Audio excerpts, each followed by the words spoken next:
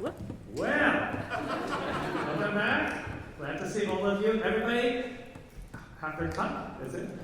Yeah! You can be proud of yourselves. Yeah. So welcome back. Before we get started with the second half, I do want to give some thanks, say a word of thanks to some of the folks who make PSSO happen.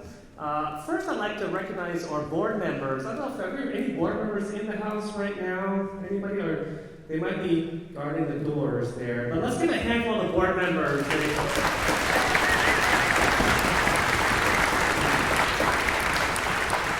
Actually, there's one of the board members right back there.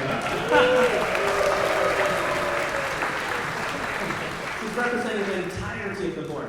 Now, we're actually quite fortunate in that our board, actually an interesting part, I don't know why this is not planned, by the way, but just letting you know some of our interesting back end here, but we actually have a rule where the board members cannot be actually playing in the orchestra. So one of the only community orchestras where the board is wholly made up of community members, sometimes spouses of musicians, but no musicians. That keeps sort of a separation. It's really great because they really believe in the organization. By the way, we started looking for more board members. So if you have any interest, please talk to somebody afterward. We'd love to have you on our team. Now, the other, of course, group that really makes the entire thing happen are the volunteers, the volunteer musicians. So we are a volunteer group. Nobody on the stage gets paid. We do it because we love playing music, rehearsing, counting, especially that first piece. And of course, doing it tonight when we get to share with all of you, friends and family, community members. So let's have a word of applause for all the orchestra members.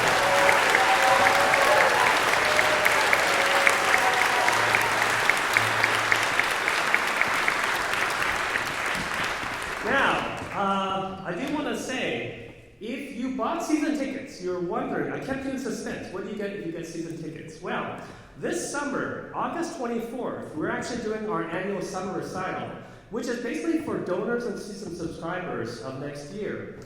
This year, though, we're actually doing it here at Town Hall in the, I say basement. It's not like it's a basement damp and dusty. No, but they have a bottom floor, it's a lovely space, great for a chamber recital. It's air conditioned, which is really the key reason we're shifting. But it's going to be an awesome event, August 24th.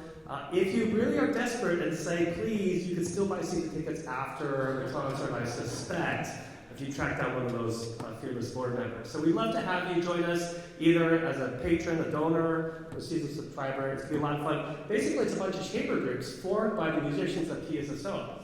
So they kind of come together, rehearse, and then we share that for you. It's going to be a lot of wine, beer, finger foods, that kind of thing. So it's been a lot of fun. Now, again, make sure I do need to warn you, next year, we are considering, and again, I don't know, we're sharing a lot of board scoop here right now, right? One of our biggest expenses is actually that physical ticket you're holding.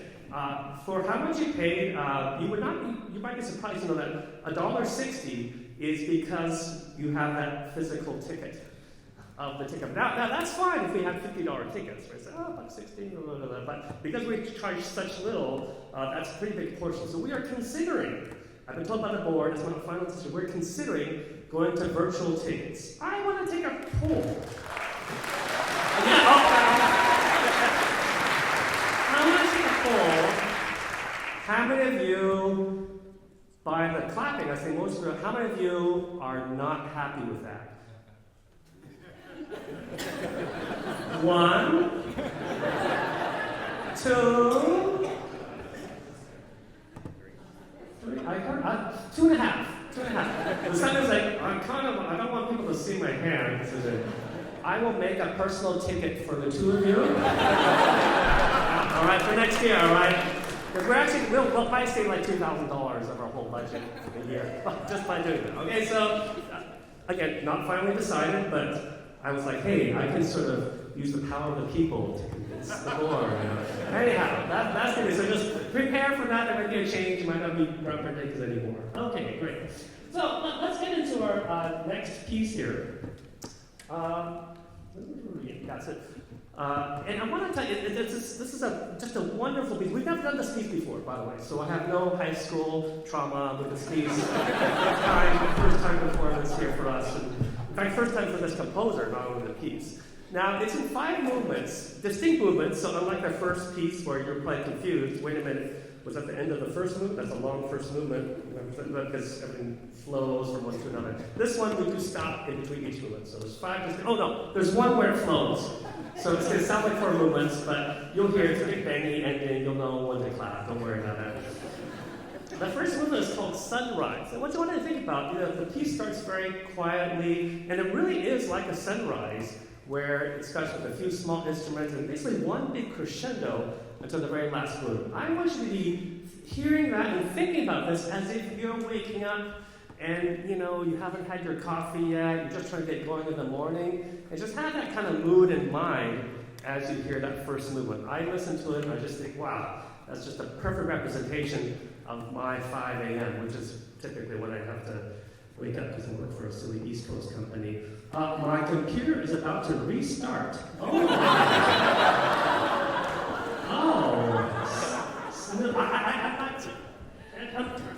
I'm not joking.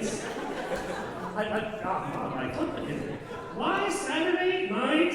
I'm using it. Well, I should be using a work computer technically for this. Fortunately, they give me a snooze. There's like restart and there's snooze. I will do snooze right now. Okay. Oh my God! Can you imagine if I didn't look at that right? Can you imagine the disaster right in the middle of the restarts? Oh my gosh! Whew. Okay. The second movement is called Painted Desert, and what I want you to be thinking about is I think of when I go out into the desert, not that I go into the desert, but when I not go out into the desert, think about the whole mirage idea of the desert, right? You start to see some stuff in the distance, but it may not be real. It's a little bit fuzzy because of the thermodynamics. So as you listen to the orchestra, listen to some of the chords and the different chromatics and harmonies, and you'll have that picture in your head about sort of a mirage, and everything's a little bit wavy and a little bit blurry. So have that in your mind for the second movement. For the third movement, it's called On the Trail. Now, it's actually meant to be played with coconuts. I'm not joking. In the score, it says coconuts, but I've been told by the correction section we should use woodblock. So as you hear this particular sound, you will, I want you to think about 2 coconuts, kind of like... You took the words out of my... Yeah, now kids, I'm assuming a lot of you kids haven't watched, but I will have you guess which animal, when you get to this movement, exam question, you have to guess which animal this is. And my kids, I define kids as you live in home and you don't pay rent. Yes? All of you are kids still. Okay. If you don't get that right, probably need to take another grade again, it's a pretty easy example. So you'll have to listen to it. Just think about that in your mind. The fourth movement is sunset. Now, just like the sunrise, where we have a sunset, and on sunset, especially with our group, you probably had a little bit, drinking stuff. So what I want you to be listening for, is a couple of effects. One is rubato. Now, rubato is this effect where we sometimes sort of speed up a little bit and then pull back the tempo. So there'll be a few measures where you hear us kind of da da da da da da da da. Now, sort of think about a little bit like we're kind of stumbling around because we haven't had a pretty nice evening meal. So that's one effect. The other effect on this movement, you'll hear the strings on the violin in particular. There's an effect called sol G. Now, sol G means on the G string. The G string is the lowest string, but if a composer writes high notes that are meant to be for the other strings, sol G, he basically says, I'm making it extra difficult. You have to play it on the lowest string so I can make it sound like you're struggling. And that is basically what he's doing in this movement. Again, I think, because of this effect. So as you hear them, if it sounds a little pitchy and stuff like that, it's probably okay from a, a mood standpoint. So that's that. Now, the last movement here is cloudburst. And here I have to give a huge credit thanks to our percussion section. This concert has the most percussion we've ever had in the history of QSO, I'm pretty sure. Yeah. So, and it's been a huge night here. And I want to call out an instrument we've never had. If you could please turn and look. Actually, just follow me. I want to do this. We have a wind machine that can be played in the last movement. And it is enormous, so big we can't fit it on stage. I'm going to go and play it right now. So you can hear what it sounds like.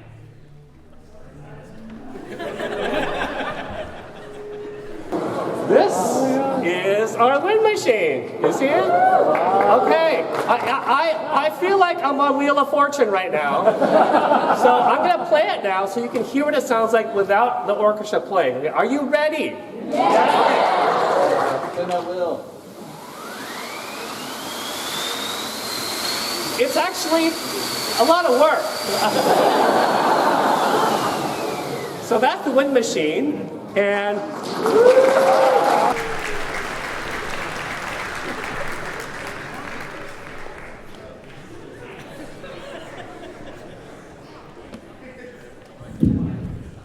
fortunately, we were like, and we had to hire somebody who specializes in playing that instrument. No, I'm joking, no. So, in the last movement, it gets played during a really loud section. So, when you hear the big storm and the big thunder, listen for that. That's the one where you're like, oh, what's going on? Am I hearing? I don't see an instrument that adds that in the background. So, I think that's about it. So here is Growface. What's the piece? Grand Canyon Suite.